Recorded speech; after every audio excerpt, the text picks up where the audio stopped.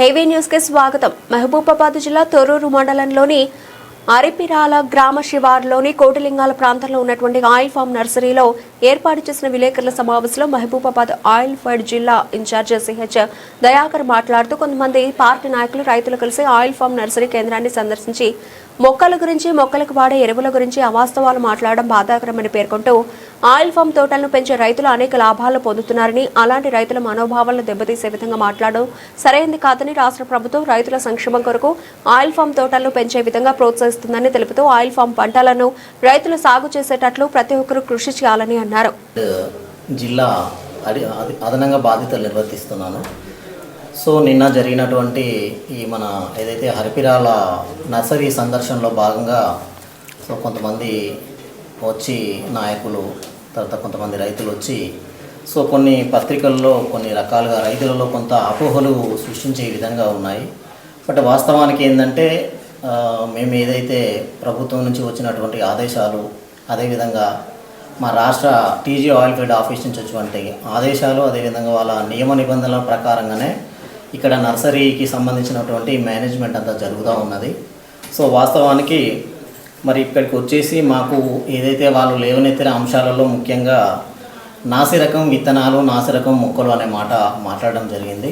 So ఆ మొక్కలు కానీ ఇవి కానీ మనకు ఇక్కడ మన ఇండియాలో తయారయ్యేవి కాదు, వేరే దేశం నుంచి, కోస్టారికా దేశం నుంచి మనం దిగుమతి చేసుకుంటాం. ఆ దిగుమతి చేసుకున్న వాటిలోంచి ఇప్పుడు ఏదైతే ప్రైమరీ నర్సరీలో ఆ స్ప్రౌట్స్ మొలకలు ఏవైతే పెడతామో వాటిలోనే ఒక 10% మోర్టాలిటీ రేట్ ఉంటుంది. తర్వాత అవి ఒక 4 నెలలు మేము ప్రైమరీ నర్సరీలో పెంచిన తర్వాత సెకండరీ షిఫ్ట్ చేసే సెకండరీకి మార్చే క్రమంలో ఒక 5% ఒక 5% మోర్టాలిటీ ఉంటుంది. అది సహజంగా అది జరిగే పద్ధతే. సో ఈ రకంగా ఏదైతే ఫేక్ ప్లాంట్స్ అని చెప్పడానికి ఎలాంటి లేదు, తర్వాత దానికి ఒక ఆధారం లేదు, నిరాధారమైనటువంటి ఈ ఆరోపణ ఇదైతే. సో మొక్కలు అనేవి చాలా పర్ఫెక్ట్ మొక్కలు, స్వచ్ఛమైన మొక్కలు. వీటన్నిటిని కూడా తర్వాత సంబంధిత సాంకేతిక నిపుణులు, తర్వాత మనకి ఏదైతే ఒక యూనివర్సిటీల నుంచి వచ్చినటువంటి శాస్త్రవేత్తలు, వాళ్ళ పూర్తి పరిశీలన తర్వాత వాళ్ళ సూపర్విజన్లోనే సో ఈ మొక్కలను మేము పెంచడం జరుగుతుంది నర్సరీలో.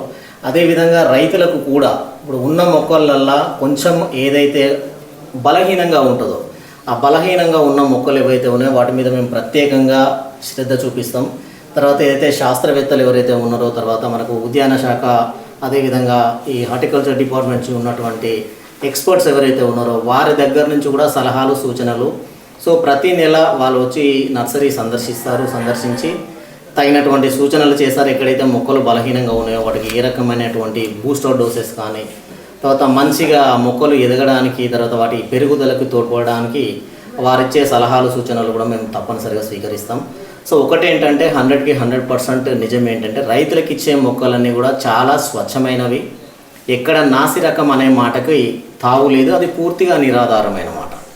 రెండోది, మా తెలంగాణ టీజీ ఆయిల్ ఫెడ్ సంస్థ ఎప్పుడు కూడా రైతుల శ్రేయస్సు కోరి రైతులకి స్థిరమైనటువంటి ఆదాయం ఇవ్వాలనే ఒక సదుద్దేశంతో, సో మీ అందరికీ తెలిసిన విషయమే, ఇప్పుడు ఉన్నటువంటి మన సాంప్రదాయ పంటలు ఏవైతే ఉన్నాయో వరి కానీ, మొక్కజొన్న కానీ, ఇవన్నీ కూడా మొత్తం మనము ప్రొక్యూర్మెంట్ అంటే మనము అమ్మకాల సమయంలో మనం చూసాం ఎంత యాతన పడ్డారు రైతు సోదరులందరూ కూడా. సో దీనికి ఉన్నటువంటి ప్రత్యేకమైనటువంటి కొన్ని లాభాల వల్ల ఆయిల్ పామ్ పంట వైపు రైతు సోదరులందరూ కూడా మొగ్గు చూపుతున్నారు. సో మరి ఈ సందర్భంలో మరి ఎవరైతే నిన్న వచ్చిన నాయకులు కానివ్వండి, తర్వాత రైతులు కానివ్వండి, తమ ద్వారా మీడియా ద్వారా కొంత అపోహ సృష్టించే ప్రయత్నం చేసినట్టుగా మాకు అనిపిస్తూ ఉన్నది. సో రైతుల శ్రేయస్సు కోరి, తర్వాత రైతుల ఫ్యూచర్లో సమీప భవిష్యత్తులో ఆయిల్ పామ్ పంటకు వస్తున్నటువంటి ఆదరణని మరి మీరు తగ్గించే ప్రయత్నాలు దయచేసి మానుకోవాలని నేను విజ్ఞప్తి చేస్తూ ఉన్నాను.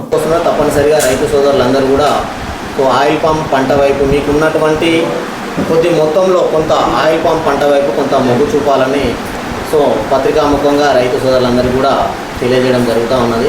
థ్యాంక్ యూ, ధన్యవాదాలు.